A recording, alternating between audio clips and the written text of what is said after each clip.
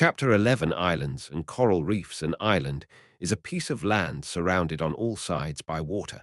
It may occur individually or in a group, in open oceans or seas. Smaller ones of only local significance are found even in lakes and rivers. Generally speaking, all islands may be grouped under the following types. 1. Continental islands. These islands were formerly part of the mainland and are now detached from the continent. They may be separated by a shallow lagoon or a deep channel. Their separation could be due to subsidence of some part of the land or to a rise in sea level, so that the lowland links are submerged by the sea. Their former connection with the neighboring mainland can be traced from the similar physical structure, flora and fauna that exist on both sides of the channel.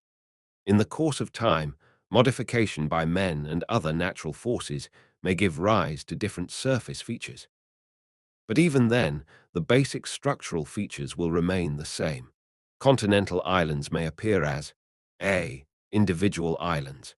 These lie just outside the continent, very much associated with the characteristic features of the mainland of which they were once part.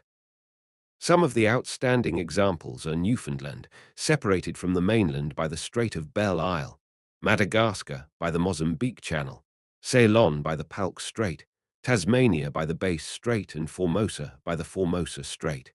B. Archipelagos or island groups. These comprise groups of islands of varying sizes and shapes, e.g. the British Isles, the Balearic Islands of the Mediterranean, and also those of the Aegean Sea. C. Festoons or island arcs. The islands form an archipelago in the shape of a loop around the edge or the mainland, marking the continuation of mountain ranges which can be traced on the continent, e.g. the East Indies, the Aleutian Islands, Ryukyu Islands, Kurile Islands, and other island arcs of the Pacific coasts. 2. Oceanic islands. These islands are normally small and are located in the midst of oceans. They have no connection with the mainland, which may be hundreds or thousands of miles away. They have a flora and fauna unrelated to those of the continents.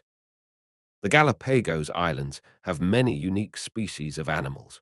Due to their remoteness from the major trading centers of the world, most of the oceanic islands are very sparsely populated.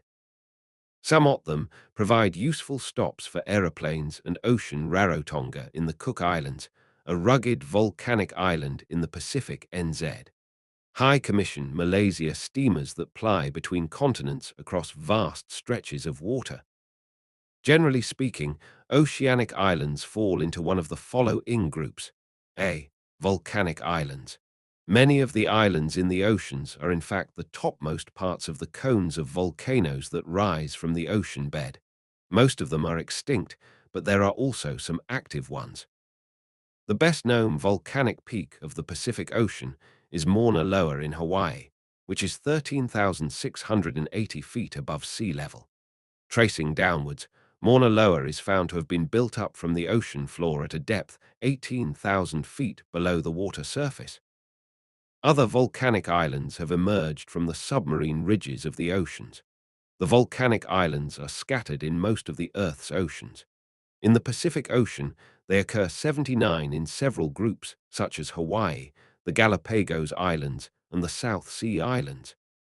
In the Atlantic are the Azores, Ascension, St. Helena, Madeira, and the Canary Islands. Those of the Indian Ocean are Mauritius and Reunion.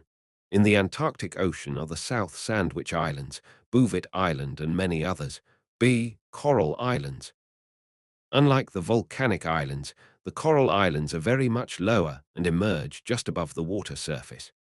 These islands, built up by coral animals of various species, are found both near the shores of the mainland and in the midst of oceans. Coral islands include the Marshall Islands, Gilbert and Ellis Islands of the Pacific, Bermuda in the Atlantic, and the Laccadives and Maldives of the Indian Ocean. Coral reefs in tropical seas many kinds of coral animals, and ironical sea asterisk marine organisms such as coral polyps, calcareous algae, shell-forming creatures, and lime-secreting darns live in large colonies. Though they are very creatures, Their ability to secrete calcium carbonate within their tiny cells has given rise to a peculiar type of marine landform. They exist in numerous species of many forms, colors, and shapes, under favorable conditions. They grow in great diffusion just below the water level. Taking coral animals as a whole, the polyps are the most abundant and also the most important. Each polyp resides in TL cup of coral and helps to form coral reefs. When they die, their limby skeletons are cemented into coralline limestone. There are also non-reef-building species such as the precious corals, all the Pacific Ocean, and the red coral of the Mediterranean, which may survive in the colder and even the deeper waters. As a rule, they thrive well only in the warmer tropical seas. The reef-building corals survive best under the following conditions. Tafu Atoll in the Tokelau Island Group, NZ. High Commission, Malaysia 1. The water temperature must not fall below 6*8 degrees F, 20 degrees C. This virtually limits the aerial distribution of corals to the tropical and subtropical zones. Again, they will not flourish where there are cold currents because of the upwelling all the cold water from the depths that cools the warm surface water. This explains why coral reefs are generally absent on the western coasts of continents. On the other hand, the warming effect of the warm currents, e.g. the Gulf Stream, means that corals are found far to the north of the West Indies in the Atlantic Ocean. The Pacific and the Indian Oceans, however, have the most numerous coral reefs. 2. The depth of the water should not exceed 30 fathoms or 180 feet, because beyond this depth sunlight is too faint for photosynthesis to take place. This is essential for the survival of the microscopic algae on which the coral polyps depend. Shallow water of less than 100 feet is ideal. But there should always be plenty of water, as polyps cannot survive for too long out of water. Fringing reef 3. The water should be saltish and free from sediment. Corals therefore survive best in the moving ocean water, well away from the silty coasts or muddy mouths of streams. The corals are best developed on the seaward side of the reef, where constantly moving waves, tides, and currents maintain an abundant supply of clear, oxygenated water. They also bring an adequate supply of food in the form of microscopic organisms. A fringing reef on the Hong Kong coast. Types of coral reefs. There are three main types of coral reefs. 1. Fringing reefs. A fringing reef is a coralline platform lying close to the shore extending outward from the mainland. It is sometimes separated from the shore by a shallow lagoon. It is WTE's asterisk K fringing a protruding headland but complete via sen when facing the mouth of a stream. The outer edge grows rapidly because of the splashing via nest trademark continuously renew the supply of trezui. Reefs may be about a mile wide, lying just off key fig. 88 fringing reef level of low water and sloping steeply downwards on the seaward side to a depth of about 100 teet fig. 88. 2. Barrier reefs. A barrier reef is separated from the coast by a much wider and deeper channel or lagoon, fig. 89.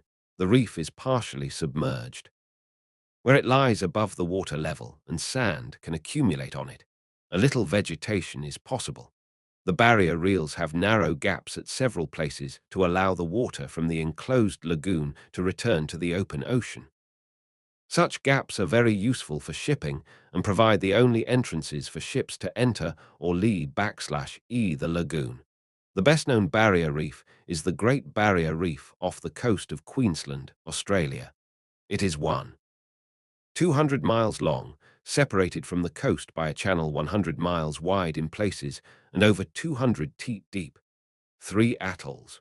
Atolls are similar to barrier reefs, except that they are circular in shape, enclosing a shallow lagoon without any land in the center.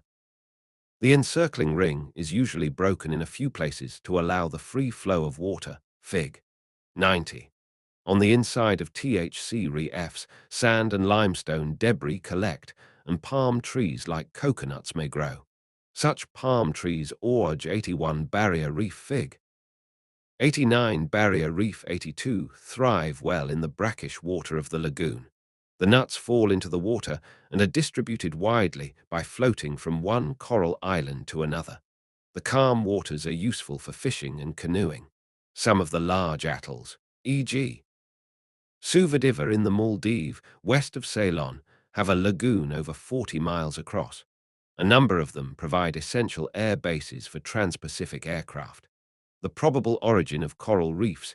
The subject of the origin of coral reefs has been studied and debated for over 1.5 centuries. Several theories have been suggested, but none is universally accepted. The most widely accepted theory is that put forward by the great scientist Charles Darwin after his voyage to the Pacific Islands in 1842. It is known as the subsidence theory. Darwin assumed that all coral reefs began as fringing reefs around an island or the topmost portions of extinct volcanoes that stood above the ocean bed. Due to a general downwarping of the Earth's crust, the islands gradually subsided. The corals continued to grow upwards to keep pace with the subsidence. The growth was more vigorous at the outward edge than the landward edge because of the more favorable living conditions for corals, so the encircling reef widened. It then formed a barrier reef with a lagoon between the island and the reef.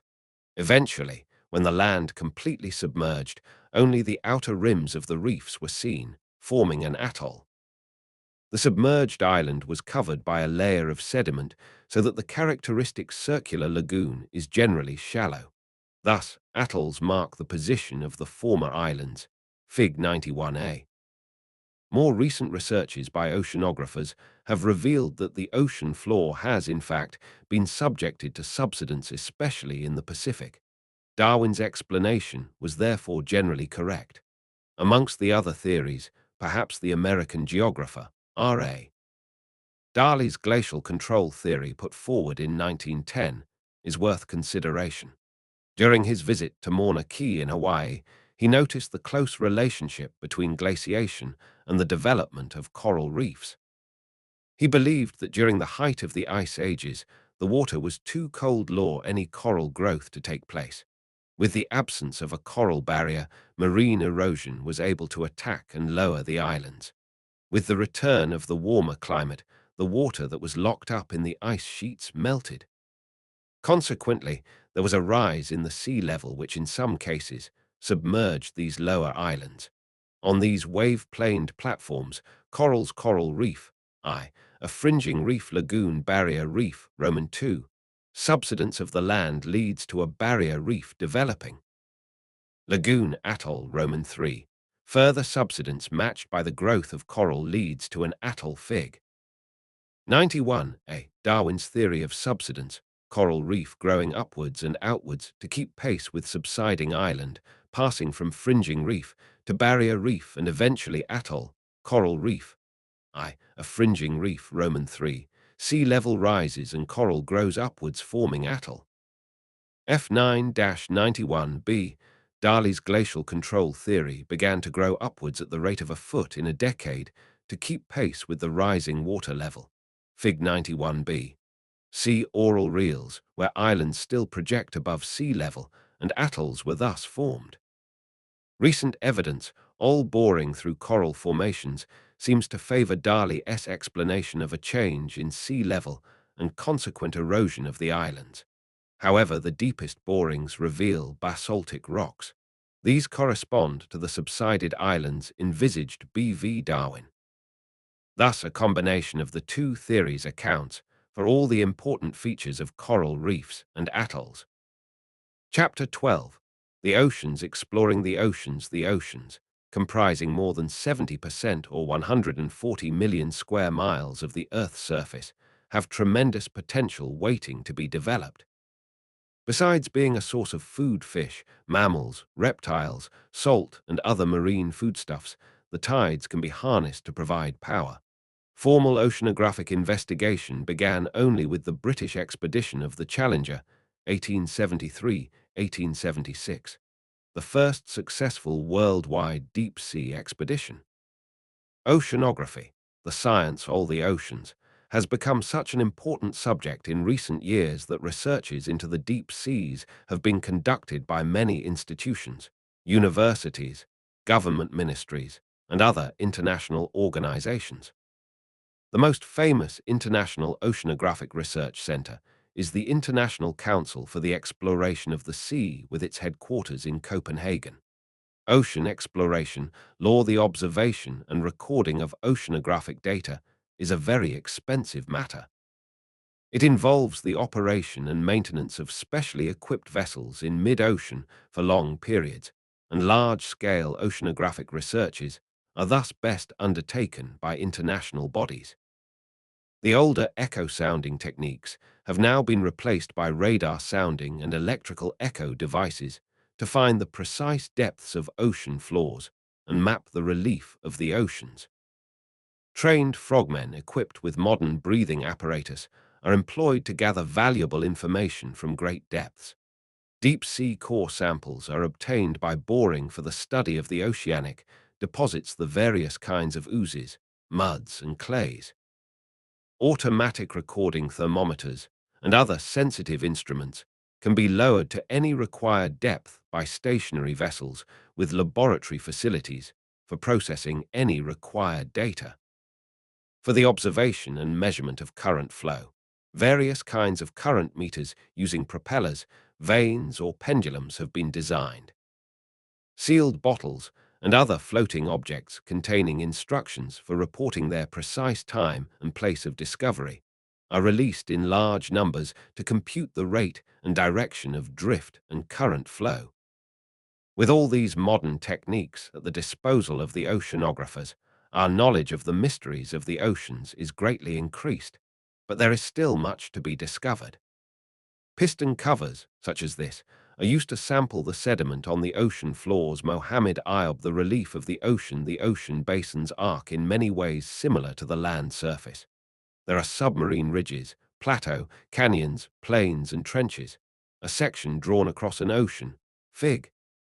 92 illustrates the typical submarine relief features. 1. The continental shelf. This is, in fact, the seaward extension of the continent from the shoreline to the continental edge, marked approximately by the 100-fathom, 600 feet, iso-Hutley. Isobaths are contours marking depths below sea level. The continental shelf is thus a shallow platform whose width varies greatly, from a few miles in the North Pacific off the continent of North America to over 100 miles off northwest Europe. In some places where the coasts are extremely mountainous, such as the Rocky Mountain and Andean coasts, the continental shelf may be entirely absent. Off broad lowland coasts like those of Arctic Siberia, a maximum width of 750 miles has been recorded. A width of 20 to 100 miles is generally encountered. The angle of the slope is also variable and is normally least where the continental shelf is widest. A gradient of 1 in 500 is common to most continental shelves. Many regard the continental shelf as part of the continent submerged due to a rise in sea level, e.g. at the close of the Ice Age, when the ice in the temperate latitudes melted and raised the sea level by several hundred feet. Some smaller continental shelves could have been caused by wave erosion, where the land is being eroded by the sea, as shown in Fig. 93. Conversely, such shelves might have been formed by the deposition of land-derived or river-borne materials on the offshore terrace, as in Ig-L. For the continental shelves are of great geographical significance for the following reasons. A. Their shallowness enables sunfig to penetrate through the water, which encourages the growth of minute plants and other microscopic organisms. They are thus rich in plankton on which millions of surface and bottom-feeding fishes thrive. The continental shelves are therefore the richest fishing grounds in the world, e.g. the Grand Banks off Newfoundland, the North Sea, and the Sunda Shelf. B. Their limited depth and gentle slope keep out cold undercurrents and increase the height of tides. This sometimes hinders shipping and other marine activities, since ships can only enter and leave port on the tide. Most of the world's greatest seaports, including Southampton, London, Hamburg, Rotterdam, Hong Kong, and Singapore, are located on continental shelves. 2. The continental slope. At the edge of the continental shelf, there is an abrupt change of gradient to about 1 in 20, forming the continental slope. 3. The deep sea plain. This is the undulating plain lying 2 to 3 miles below sea level and covering two-thirds of the ocean floor, generally termed the abyssal plain. It was once thought to be featureless, but modern sounding devices reveal that the abyssal plain is far from being level. It has extensive submarine plateau, ridges, trenches, basins, and oceanic islands that rise above sea level in the midst of oceans, e.g. the Azores, Ascension Island. 4. The ocean deeps. These are the long, narrow, downloaded from Shashid Thacker 23, blog.com fig. 93 continental shelf formed by processes of erosion trenches that plunge as great ocean deeps to a depth of 5,000 fathoms or 30.000 feel.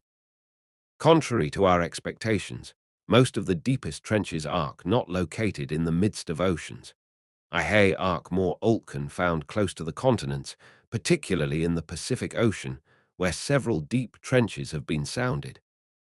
The greatest known ocean deep is the Mariana Ione near Guam Island, which is enoic than 36.000 feet deep.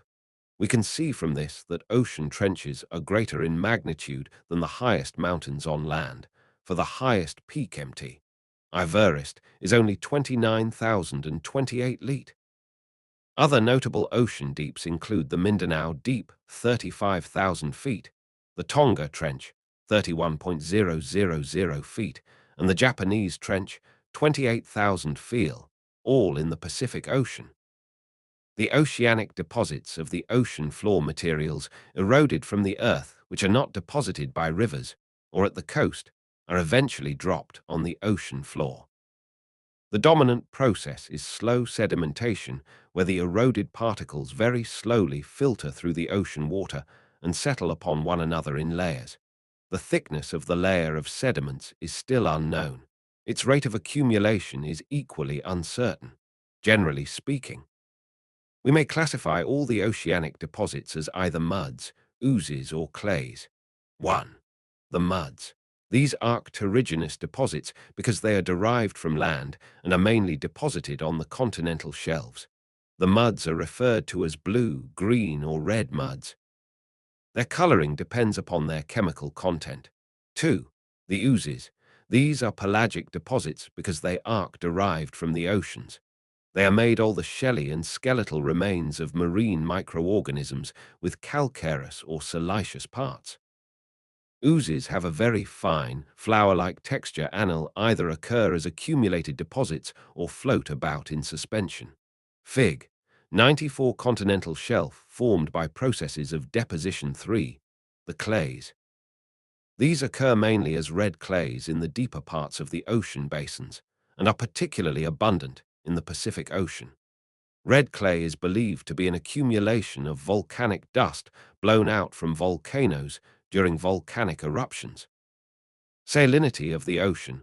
Almost every known chemical element can be found in varying proportions in the oceans, whose most characteristic feature is their salinity, in contrast to the fresh water of lakes and streams.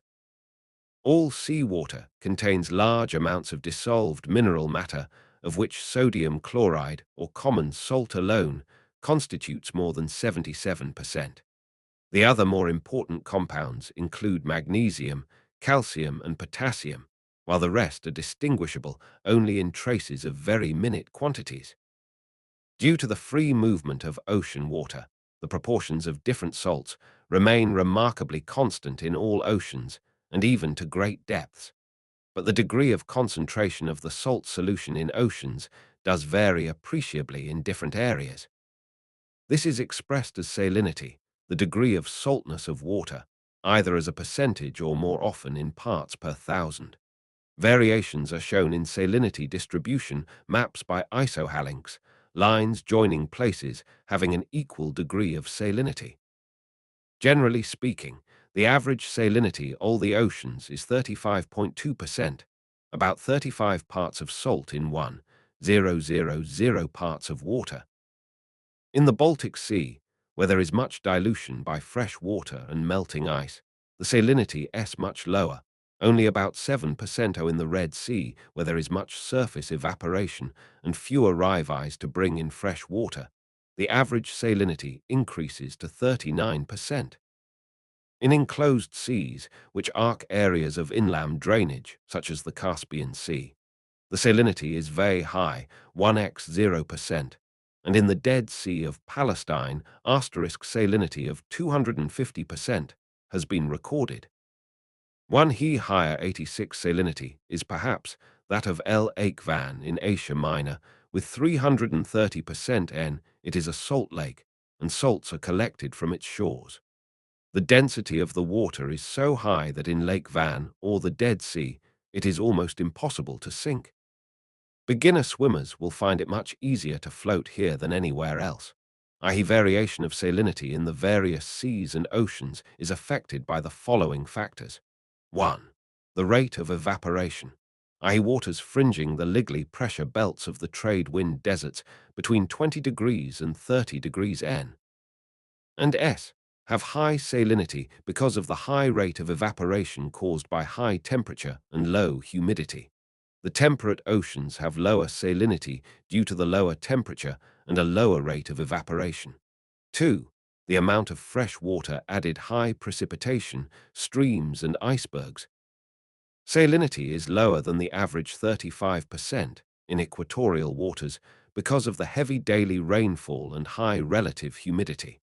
Oceans into which huge rivers like the Amazon, Congo, Ganges, Irrawaddy and Mekong drain have much of their saltness diluted and have a lower salinity. The Baltic, Arctic and Antarctic waters have a salinity of less than 32% because of the colder climate with little evaporation and because much fresh water is added from the melting of icebergs as well as by several large poleward-bound rivers, e.g. Ob, Lena, Yenisei and Mackenzie. 3. The degree of water mixing by currents. In wholly or partially enclosed seas such as the Caspian Sea, Mediterranean Sea, Red Sea and Persian Gulf, the waters do not mix freely with the ocean water and they are not penetrated by ocean currents. Salinity is high, often over 37%. In areas all inland drainage without links with the oceans, continuous evaporation under an almost cloudless sky causes the accumulation of salts around the shores. In the open oceans where currents freely flow, salinity tends to be near the average 35% or even a little lower. I range of salinity is negligible where there is mixing of water by surface and subsurface currents. The temperature of ocean water, like land masses, ocean water varies in temperature from place to place both at the surface and at great depths. Since water warms up and cools down much more slowly than the land, the annual ink of temperature in any part of the ocean is very much smaller. It is less than 10 degrees F for most of the open seas. Generally, the mean annual temperature of the surface ocean water decreases about 70 I. In equatorial areas to 55 degrees F, at latitudes 45 N and S, and drops almost to freezing point at tin poles, i.e. reduction of temperature with latitude, is however never constant, because of the interference by **RM and cold currents, winds and air masses. INHKE, the solid earth, ocean water, is mobile and variations in the temperature between different parts all the oceans can be expected. Water flowing out the Arctic and Antarctic as cold currents, such as the Labrador Current oil northeast Canada, tends to reduce the surface water temperature. Ports all eastern, Anada even at 45 degrees N, are thus icebound for almost all the year. In the same way, coasts warmed by warm currents, such as the North Atlantic drill, have their surface temperature raised, i.e. Norwegian coast, even at latitude 60 degrees to 7 degrees N, is ice-free throughout the year.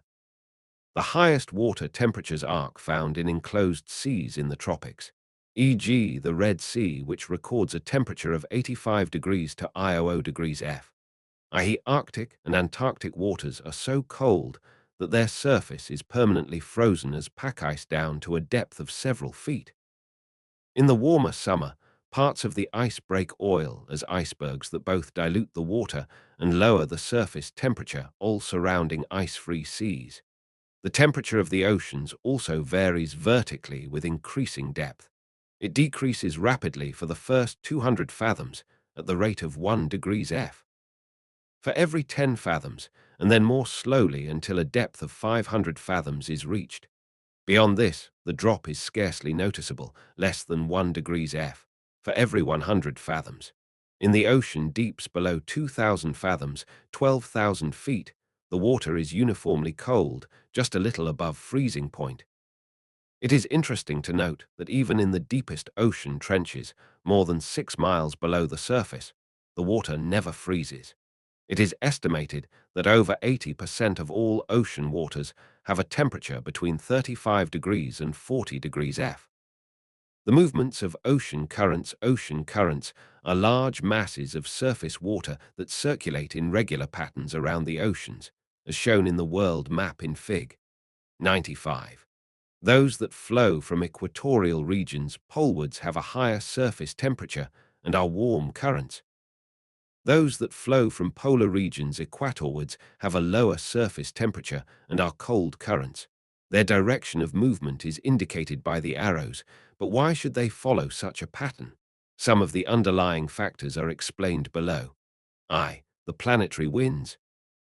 Between the equator and the tropics blow the trade winds, which move downloaded from Shashid Thacker 23. Blog.com 87 equatorial waters polewards and westwards and warm the eastern coasts of continents. For example, the northeast trade winds move the North Equatorial Current and its derivatives, the Florida Current, and the Gulf Stream drift to warm the southern and eastern coasts of USA. Similarly, the southeast trade winds drive the South Equatorial Current, which warms the eastern coast of Brazil, as the warm Brazilian Current. In the temperate latitudes blow the westerlies. Though they are less reliable than the trade winds, they result in a northeasterly flow of water in the northern hemisphere, so that the warm Gulf Stream is driven to the western coast of Europe, as the North Atlantic drift. In a similar manner, the westerlies of the southern hemisphere drive the west wind drift equatorwards as the Peruvian current of T South America and the Bengla current Ophi southern Africa. The planetary winds are probably the dominant influence on the flow of ocean currents. The strongest evidence of prevailing winds on current flows is seen in the North Indian Ocean. Here, the direction of the currents changes completely with the direction of the monsoon winds, which come from the northeast in winter and southwest in summer. 2. Temperatures. There is much difference in the temperature of ocean waters at the equator and at the poles. As warm water is lighter and rises, and cold water is denser and sinks, warm equatorial waters move slowly along the surface polewards, while the heavier cold waters of the polar regions creep slowly along the bottom of the sea equatorwards. 3. Salinity. The salinity of ocean water varies from place to place. Waters of high salinity are denser than waters of low salinity. Hence, waters of low salinity flow on the surface of waters of high salinity, while waters of high salinity flow at the bottom towards waters of low salinity. For example, in the Mediterranean region, there is great difference in salinity between the waters of the open Atlantic and those of the partially enclosed Mediterranean Sea. The less saline water of the Atlantic flows on the surface into the Mediterranean, and this is compensated for by an outflow of denser bottom water from the Mediterranean. 4. The Earth's rotation.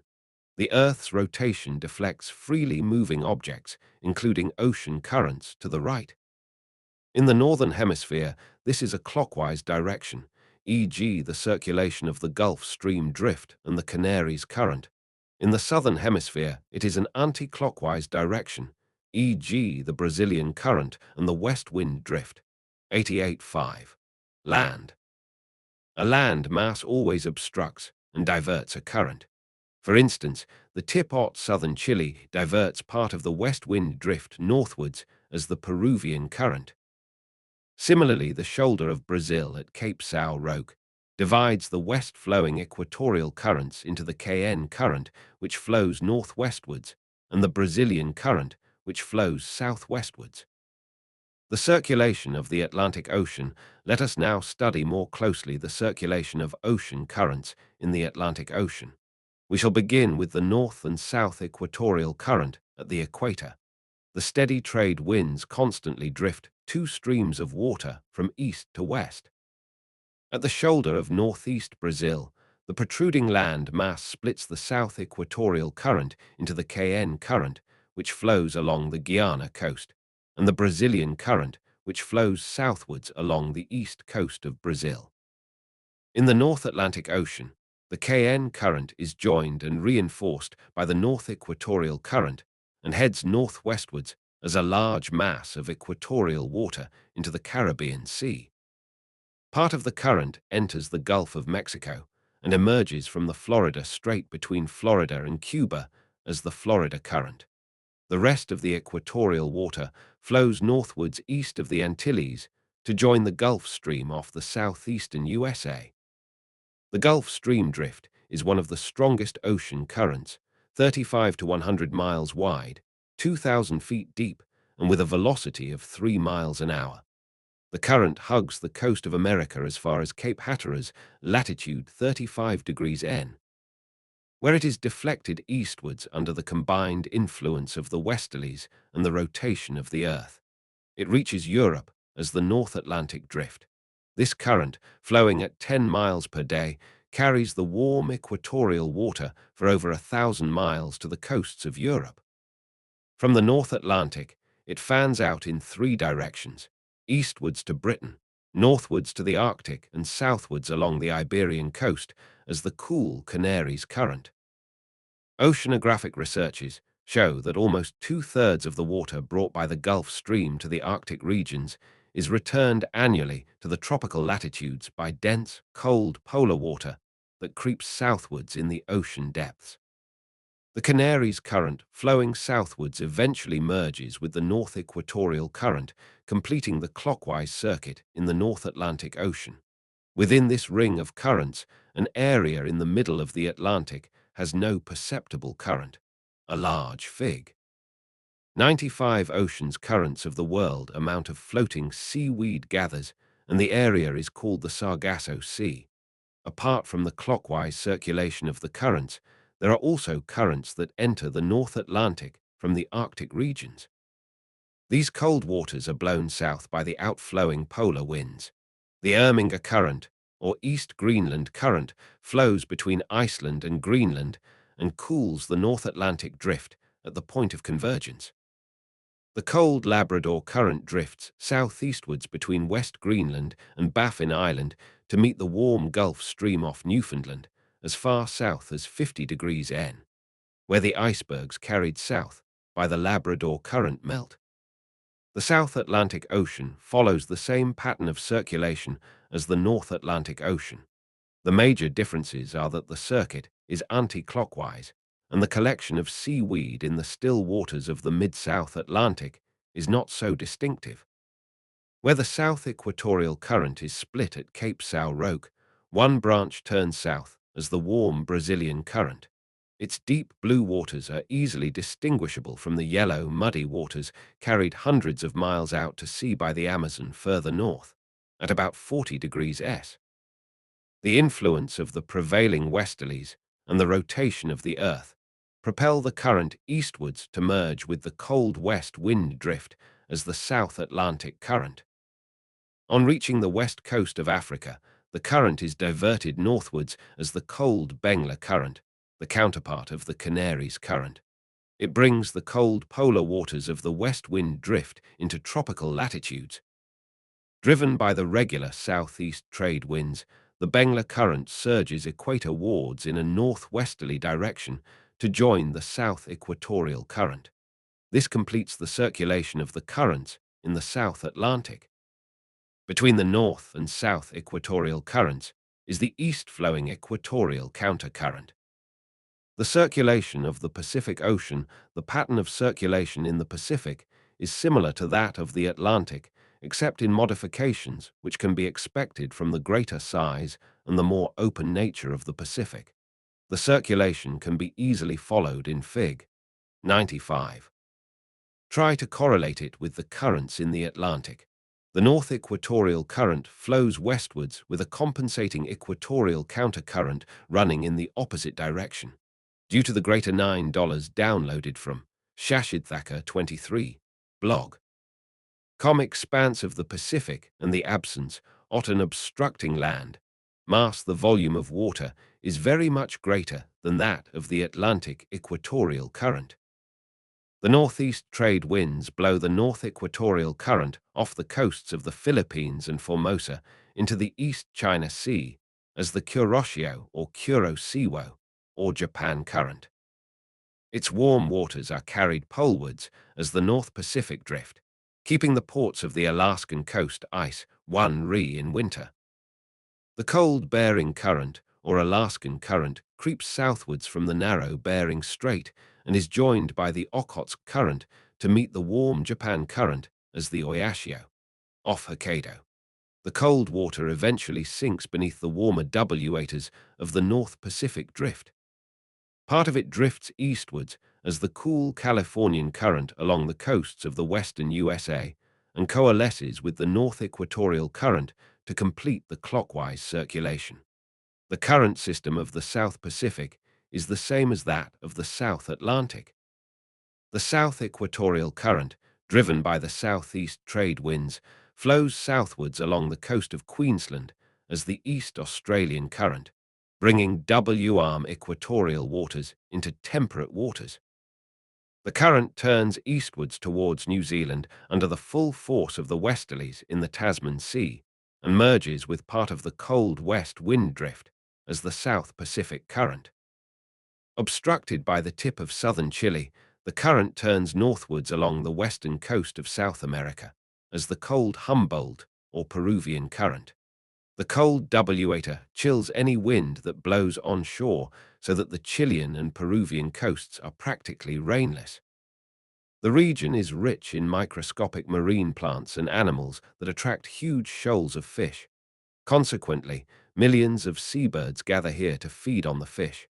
Their droppings completely heighten the coastal cliffs and islands, forming thick deposits of guano, a valuable source of fertilizer. The Peruvian Current eventually links up with the South Equatorial Current and completes the cycle of currents in the South Pacific. The Indian Ocean circulation, as in the other oceans, as illustrated in Fig. 95, the currents of the South Indian Ocean form a circuit. The Equatorial Current, turning southwards past Madagascar, as the Agulhas or Mozambique Current merges with the west wind drift, flowing eastwards and turns equatorwards as the West Australian Current. In the North Indian Ocean, there is a complete 90 reversal of the direction of currents between summer and winter, due to the changes of monsoon winds. In summer from June to October, when the dominant wind is the southwest monsoon, the currents are blown from a southwesterly direction as the southwest monsoon drift. This is reversed in winter, beginning from December. The northeast monsoon blows the currents from the northeast as the northeast monsoon drift. The currents of the North Indian Ocean demonstrate most convincingly the dominant effects of winds on the circulation of ocean currents. Chapter 13. Whether the difference between weather and climate. The difference between weather and climate. The term weather should not be confused with climate, though they are very closely related to each other in the study of meteorology and climatology. We don't hear people saying that the climate of the day is warm or cold, but we do talk of warm weather, a cold morning, a sunny afternoon, a rainy day, or a chilly night.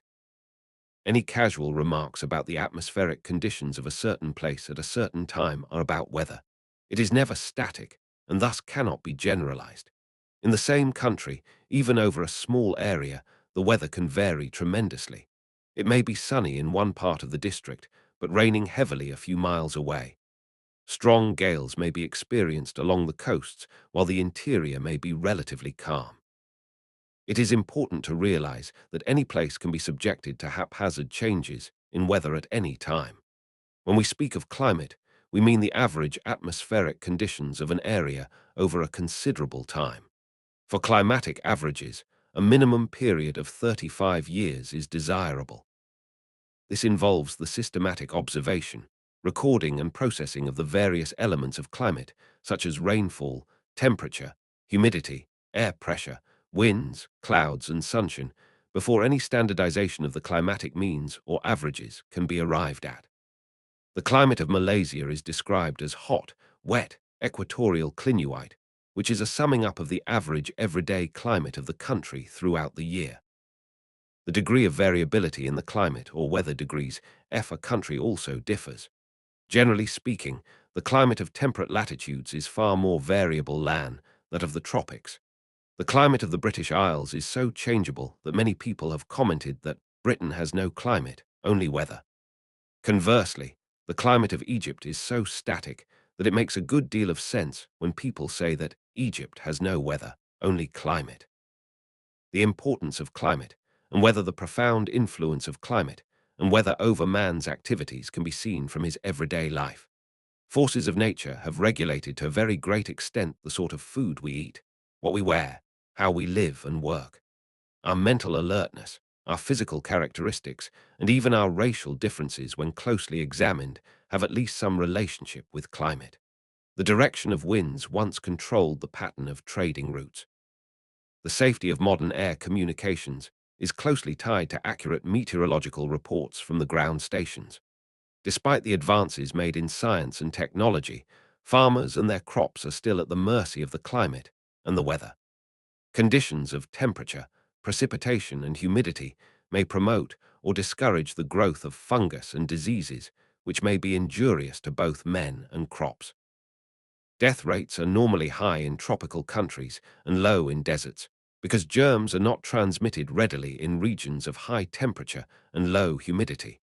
Cool, fresh mountain air is always good for health. Weather bureau or meteorological stations are scattered all over the globe, including the oceans, using some of the most up-to-date weather instruments to gather a wide range of data as raw materials for the construction of weather maps or synoptic downloaded from Shashid 23, blog, Com93 charts. Though men are still unable to tame the forces of nature such as floods, droughts, typhoons or hurricanes, a sound knowledge of the trends or the weather systems can often help to avoid or reduce the seriousness of the calamities. Professional meteorologists are able to forecast the weather fairly accurately from local observations. A fall in the barometer, a change of cloud types, a bright sunset, or even a whisper of the wind can be very useful tips to a weather forecaster in detecting what is going to happen next.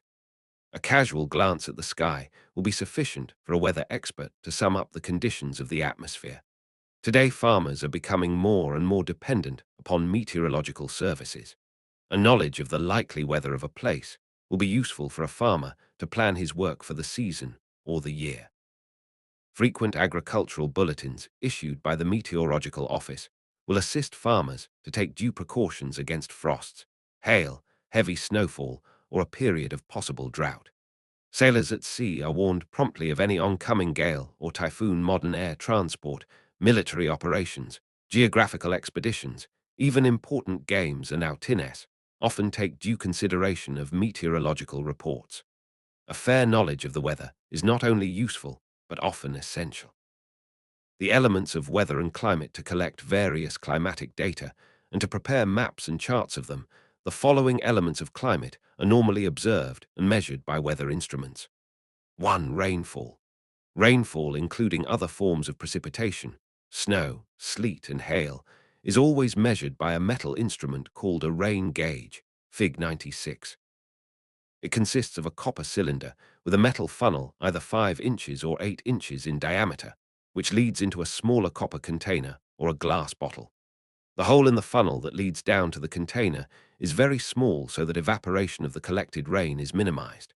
The gauge should be at least 1 foot. Fig 96 are a rain gauge, B, ordinary measuring cylinder, C, a calibrated taper measure above the ground and firmly fastened, to avoid splashing. The instrument should be sited well away from tall buildings, high trees, and other objects which would shelter it. The measurement of the rainfall is done by removing the funnel, emptying the rain in the container into a graduated cylinder with a 1-inch diameter. The reading should be done at eye level and to an accuracy of 0.1 inch. For greater accuracy, a special kind of taper measure as shown in Fig. 96b, which tapers at the bottom, may be used. It gives an accuracy up to 0.0005 inch. An inch of rainfall means the amount of water that would cover the ground to a depth of 1 inch, provided none evaporated, drained off, or percolated away. For meteorological recordings, a rain day is reckoned as a period of 24 hours with at least 0.01 inch or more rain being recorded. If the amount exceeds 0.4 inch, it is considered a wet day. For general reckoning, the average rainfall for Malaysia is less than 0.3 inch a day. Only a torrential downpour can account for more than an inch of rainfall in a day. The rain gauge must be examined every day. In temperate regions, snowfall is carefully melted by warming the funnel and then measured. For all practical purposes, 10 to 12 inches of snow may be considered as equivalent to 1 inch of rain. The daily records of rainfall will be added at the end of the month to find the total rainfall for that month. The total for each month is again added at the end of the year to find the annual rainfall. The mean annual rainfall is obtained from the averages of annual rainfall taken over a long period of, say, 35 years. For plotting in rainfall maps, places having the same mean annual rainfall are joined by a line called an isohyet, as shown in many atlases. Rainfall can also be graphically depicted as shaded rainfall columns, one for each month of the year as in Fig. 97, or in dispersal diagrams, one dot for each year for as many years as possible as in Fig. 98. The former illustrates the monthly rainfall regime over a year, and the latter shows at a glance the range of dry and wet years for 35 years. 2. Pressure. Air is made up of a number of mixed gases and has weight. It therefore exerts a pressure on the Earth's surface which varies from place to place and from time to time. This force that presses on the surface of any object can be fairly accurately measured. The instrument for measuring pressure is a barometer, as shown in Fig. 99, invented by the scientist Galileo and his assistant Torricelli in 1643. The ordinary mercury barometer consists of a long glass tube, sealed at the upper and open at the lower end. The lower end is inverted in a bowl of mercury, whose surface is exposed to the air. Variations in the atmospheric pressure on the mercury surface are balanced by the column of mercury in the glass tube. This gives the pressure of the air and can be read off quickly from the scale on the glass tube. Any liquid could be used for this purpose, but mercury has been chosen because it is the heaviest liquid known. If ordinary water were used, the corresponding column for normal atmospheric pressure would be 34 feet. At sea level, the mercury column is asterisk 9 inches, or 760. If the pressure increases, the air pressing on the surface will force up the mercury column to about 31 inches, high pressure. When the pressure decreases, as less air presses on the surface, the mercury column will drop about 28 inches, low pressure. As pressure is a force, it is more appropriate to measure it in terms of a unit of force. A new unit known as the millibar, MB, was adopted by meteorological stations in 1914. A normal atmospheric pressure, equivalent to 14*7 lb per square inch in weight, or a reading of 29*9 inches of mercury in the column, is 1013 millibars. On maps, places of equal pressure are joined by lines called isobars. In temperate latitudes, pressure changes are very rapid in the formation of cyclones and anticyclones. In normal circumstances, they vary from 960 mb to 1040 mb. Pressure readings vary with a number of factors. A sea level reading of 30 inches will be halved on mountainous regions of 3-5 miles above sea level. This is because as one ascends, there is less air above, and so the weight, or pressure, is less. The barometer is also sensitive to gravitational forces at different latitudes. The mercury itself also expands with an increase in temperature. Therefore, for professional meteorological work, which requires very accurate readings, corrections have to be made in respect of altitude latitude, and temperature. Since a mercury barometer that dips in liquid mercury is inconvenient for outdoor measurement, a more portable but less accurate type known as the aneroid barometer is used. This comprises a small metal container with most of the air driven out to form almost a vacuum. As there is practically no pressure at all inside the box, any increase in pressure on the outside of the box will cause the lid to move inwards, thus registering high pressure by an indicator on the revolving dial. When there is a decrease in pressure, the lid springs outwards, registering low pressure by the indicator, Fig. 100. In aeroplanes, a modified type of aneroid barometer called an altimeter is used. As pressure decreases with altitude at an approximate rate of 1-inch drop in the mercury reading for every 900 feet ascent, the altimeter gives the reading in feet for height, attained instead of millibars or inches. With this 96 Fig 100, an aneroid barometer, the pilot will be able to tell the altitude of the plane above sea level. For a continuous record of pressure changes, as is sometimes required, the self-recording barogram is used. 3. Temperature. Temperature is a very important element of climate and weather. The instrument for measuring temperature is the thermometer, which is a narrow glass tube filled with mercury or alcohol. It works on the principle that mercury expands when heated and contracts when cooled. On thermometers, temperatures are marked in one of two ways: in degrees F. Fahrenheit, the freezing point is 32 degrees F, and the boiling point is 212 degrees F. For most scientific purposes, the centigrade degrees C scale is preferred. Its freezing point is 0 degrees C, and its boiling point is 100 degrees C. The mean daily temperature of Malaysia is 80 degrees F, or 26.7 degrees C. For rapid conversion of one scale into another, the following formulae may be used.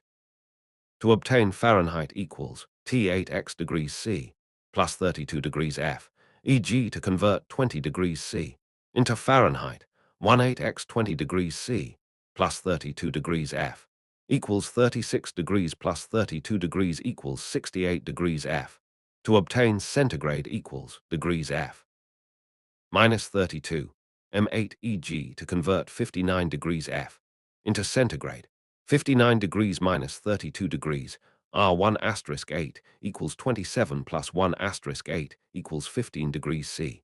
As the degree of hotness varies tremendously from one place to another, the sighting of the instrument is very important. A temperature taken in open daylight is very high because it measures the direct insolation of the sun. It is better described as temperature in the sun. For agricultural purposes, earth temperatures are taken at various depths in the ground. The thermometer is enclosed in a special glass tube, and the bulb is embedded in paraffin wax, so that they are less sensitive to abrupt temperature changes. To assess the possible damages, double roof with air space between done by ground frosts to crops in temperate latitudes, grass temperatures are also taken. But the temperatures that we are so accustomed to in climatic graphs are shade temperatures, that is, the temperatures of the air. Precautions, therefore, must be taken to exclude the intensity of the sun's radiant heat. This is done by placing the thermometers in a standard meteorological shelter known as the Stevenson screen, Fig. 101. It consists of a white wooden box raised 4 feet above the ground on stilts. The roof is double-layered, with an intervening airspace to exclude much of the direct rays of the sun. The sides of the box are louvered like Venetian blinds to allow free circulation of the air. One side, all the screen is hinged to serve as a door which can be opened and closed to give access to the instruments kept inside. The floor of the screen is also louvered. The Stevenson screen normally carries maximum and minimum thermometers, dry and wet bulb thermometers. Larger ones may also contain a self-recording thermogram and hygrogram. Maximum and minimum temperatures are measured by the maximum and minimum thermometers. They are either in the form of separate thermometers or joined in a U-shaped glass tube, as in the 6S thermometer. The maximum thermometer records the highest temperature reached during the day. The mercury in the closed glass tube expands when the temperature rises. It pushes a metal indicator up the tube, and this stays at the maximum level when the temperature drops. The end of the indicator nearest the mercury, as indicated in Fig. 102, gives the reading of the maximum temperature, which is 87 degrees F. In this case, to reset the mercury for the next day's reading, swing it hard or draw the indicator back by a magnet. The minimum thermometer records the lowest temperature reached during the day. It probably occurs in the middle of the night or early in the morning. The glass tube is filled with alcohol L, which allows the indicator to slide freely along the tube. When the temperature drops, the alcohol contracts and drags the indicator towards the bulb by the surface tension of the indicator. When the temperature rises, the alcohol flows past the indicator, leaving it where it was. The end of the indicator farthest from the bulb gives the reading of the minimum temperature, which is 73 degrees F. In Pig 102. Fig 102, maximum and minimum thermometers downloaded from Shashidthaka 23. Blog. Com97, the thermometer is then reset by a magnet for the next 24 hours reading. In recording temperature, the maximum temperature is entered in the column for the previous day, and the minimum temperature in the column law current day, because of their respective period all probable occurrence. The mean daily temperature is the average of maximum and minimum, e.g. 87 degrees F plus 73 degrees F. 2 equals 80 degrees F. But an accurate mean should be the average of 24 readings taken at hourly intervals during the whole day. In practice, this is almost impossible except with a self-recording instrument. The difference between the maximum and minimum temperatures of a day gives the diurnal range of temperature. The difference between the hottest month, i.e. July in the northern hemisphere, and the coldest month, i.e. January in the northern hemisphere, gives the annual range of temperature. In diagrammatic representations, monthly mean temperatures are shown in simple temperature graphs, Fig. 103, or in temperature distribution maps as isotherms. For these maps, temperatures are reduced to sea level, that is shown as if the recording station were at sea level. Temperatures decrease at the rate of 1 degrees F. Drop in temperature for 300 feet ascent in altitude, so for highland stations, a higher temperature is shown than was actually recorded. 4. Humidity. Humidity is a measure of the dampness of the atmosphere, which varies greatly from place to place at different times of day. The actual amount of water vapor present in the air, which is expressed in grams per cubic meter, is called the absolute humidity. But more important from the point of view of weather studies is the relative humidity. This is the ratio between the actual amount of water vapor and the total amount the air can hold at a given temperature, expressed as a percentage.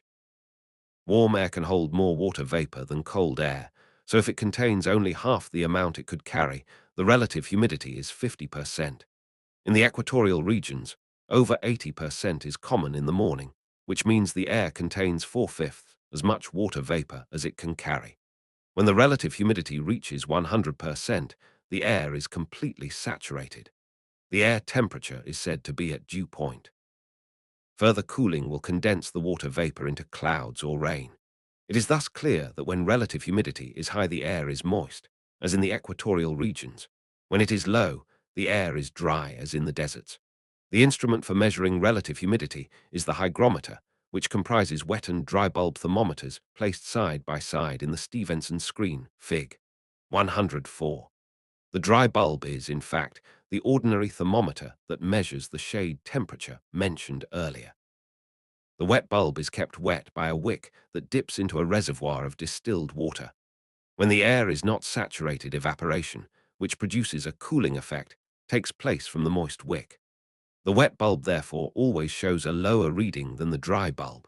With reference to prepared tables for calculating relative humidity, under the difference column of the dry and wet bulb reading, the relative humidity can be obtained as a percentage. Normally, a large difference indicates a low RH, and a small difference a high RH if both have the same reading. RH is 100%. The air is saturated. 5. Winds. Wind is air in motion and has both direction and speed. Unlike other elements in climate such as rain, snow, or sleet, winds are made up of a series of gusts and eddies that can only be Fig. 104, the hygrometer consisting of wet and dry bulb thermometers felt, but not seen. When leaves fall, trees sway and dust particles move, we realize that the wind is blowing. But there is nothing tangible that we can show or measure unless we make use of some conventional instruments. The instrument widely used for measuring wind direction is a wind vane or weathercock. As wind direction is always blocked by trees and tall buildings, weathercocks and wind vanes need to be erected in an exposed position to get a true direction. It is made up of two parts as shown in Fig. 105 and B. One part is an arrow or vane on the top, which is free to move with the prevailing wind. The other part with the four compass points is stationary and shows in which direction the wind is moving. Winds are always named from the direction they blow. An east wind is one that blows from east to west, and a southwest wind is one that blows from the southwest. Most of the weathercocks that we see on church spires and country buildings seldom give a correct indication of wind directions. They are either too low or are blocked by taller structures nearby. The direction of smoke drift or flag movements in fairly open spaces provides the most reliable indicator, rotates freely and points into the wind. Fig. 105 wind vanes, Fig. 106 simplified sketch to illustrate the main features of a wind anemometer tion of wind direction. Sometimes a piece of woven cloth with a tail is fixed to the top of a high pole and drifts freely in midair. This is another way of indicating wind direction. The speed of wind is usually measured by an anemometer, Fig. 106. It consists of 3 or 4 semicircular cups attached to the ends, all horizontal spokes mounted on a high vertical spindle. As the concave sides of the cups offer greater resistance to the winds, the horizontal spokes will rotate, moving a central rod which transmits the velocity, speed, of the wind in miles per hour to an electrically operated dial.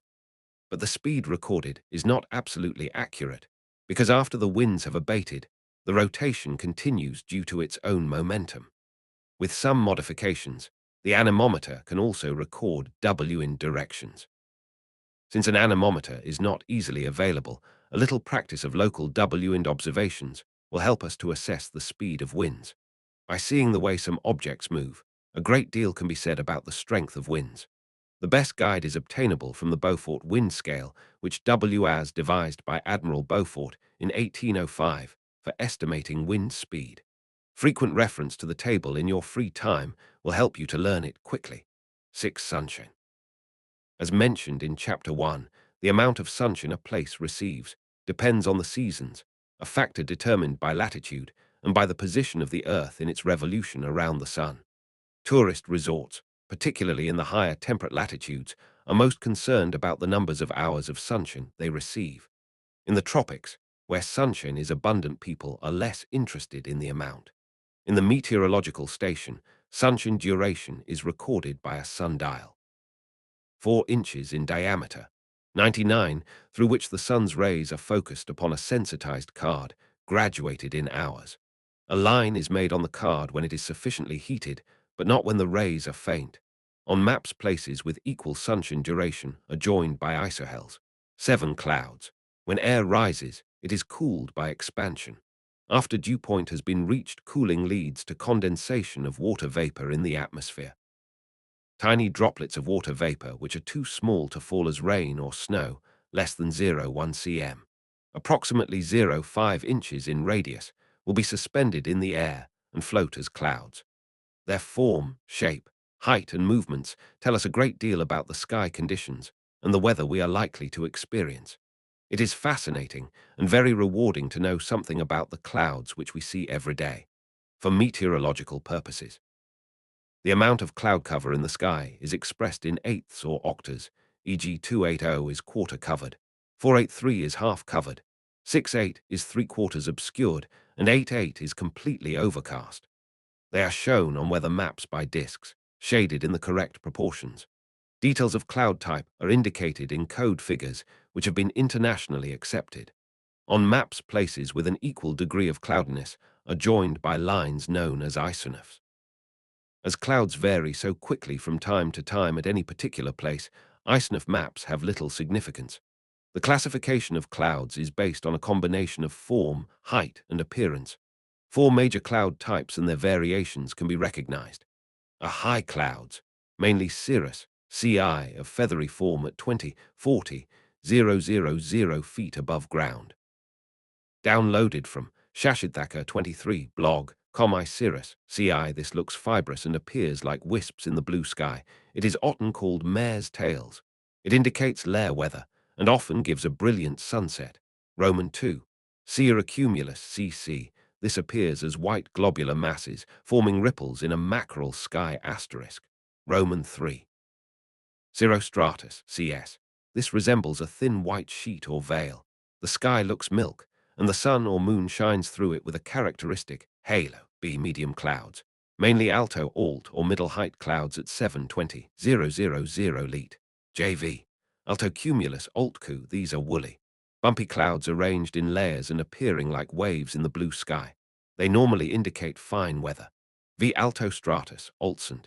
These are denser, greyish clouds with a watery look. They have a fibrous or striated structure through which the sun's rays shine faintly. C. Low clouds, mainly stratus or sheet clouds below 7 feet. Roman 6. Stratocumulus Sunku. This is a rough, bumpy cloud with the waves more pronounced than in altocumulus.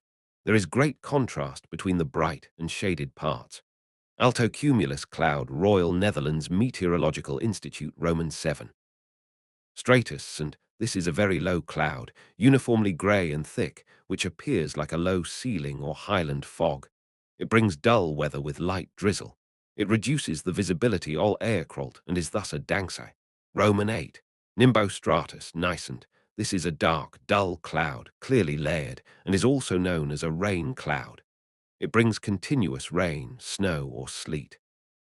D. Clouds with great vertical extent, mainly cumulus or heap clouds with no definite height, 230,000 feet. Roman 9. Cumulus Cu.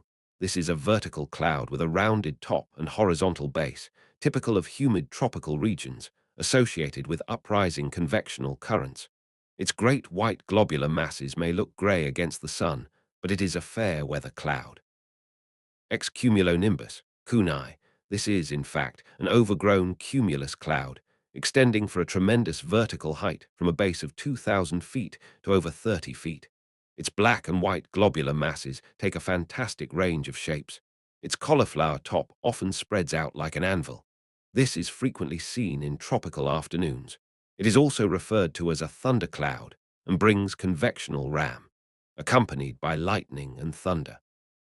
Cumulus cloud, J. Mundane cumulonimbus cloud, Royal Netherlands Meteorological Institute. Downloaded from Shashidthaka 23 blog, Com8. Other elements pertaining to visibility. Other elements affecting visibility include haze, mist, and fog.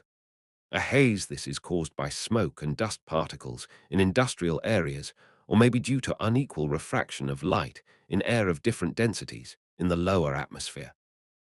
The term is usually used in connection with the reduction of visibility in regions of low humidity, less than 75%. When visibility is less than Li miles, haze is present. B.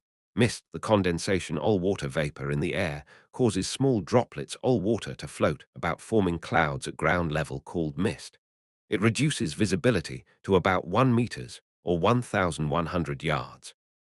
Unlike haze, mist occurs in wet air when the relative humidity is over 75%. C. Fog. Ordinary fog is due to water condensing on dust and other particles like smoke from houses and factories.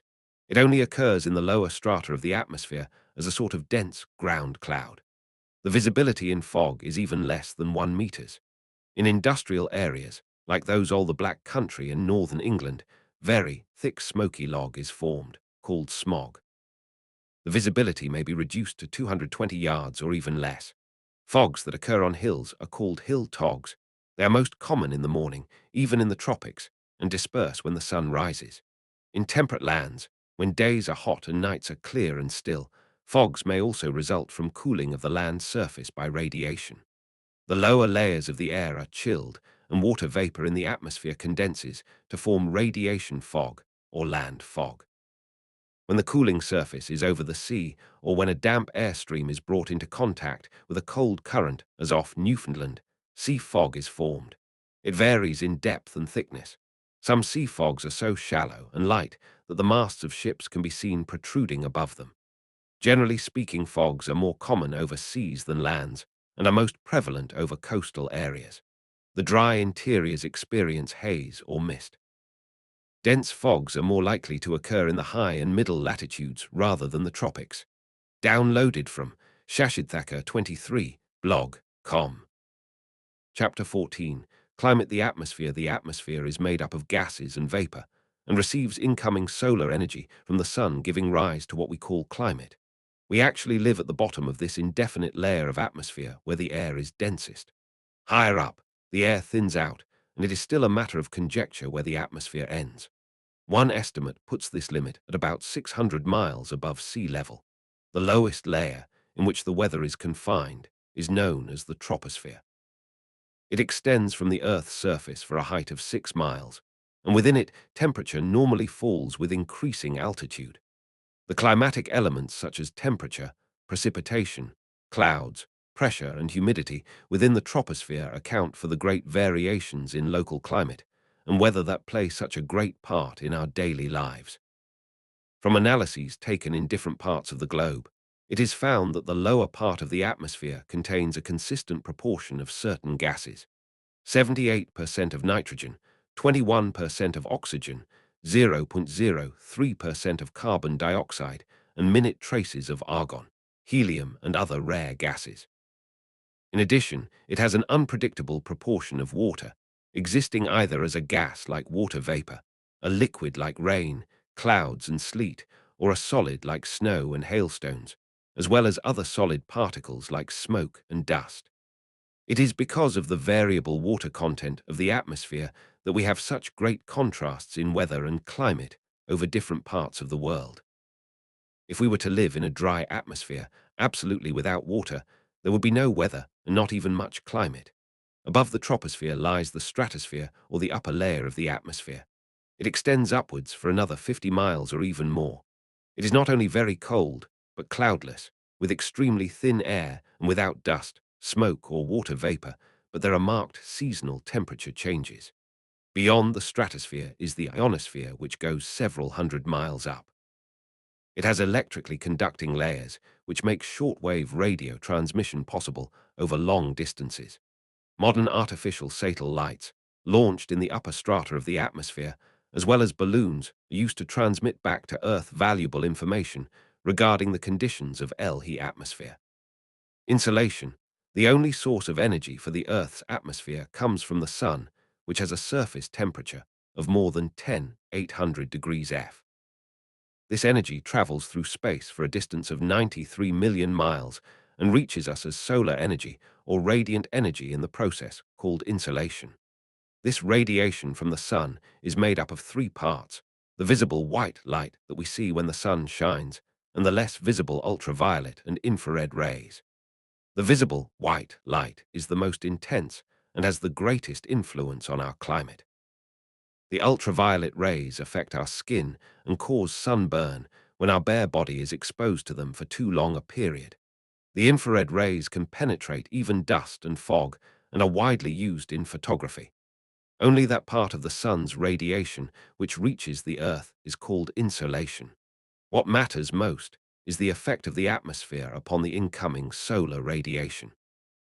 It is estimated that of the total radiation coming to us, 35% reaches the atmosphere and is directly reflected back to space by dust, clouds, and air molecules.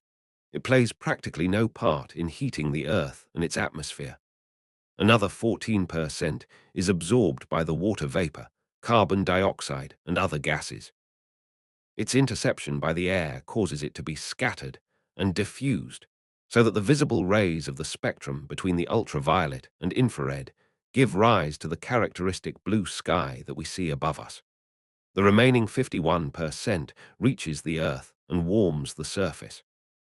In turn, the Earth warms the layers of air above it by direct contact or conduction, and through the transmission of heat by upward movement of air currents or convection. F-high's radiation 0 F heat by the Earth continues during the night, when insolation from the sun cannot replace it. The Earth's surface therefore cools at night. The rate of heating differs between land and water surfaces. Land gets heated up much more quickly than the water. Because water is transparent, heat is absorbed more slowly, and because it is always in motion, its absorbed heat is distributed over a greater depth and area. Thus, any appreciable rise in temperature takes a much longer time. On the other hand, the opaque nature of land allows greater absorption, but all the radiant heat is concentrated at the surface, and temperature rises rapidly. Because 105 of these differences between land and water surfaces land also cools more quickly than water.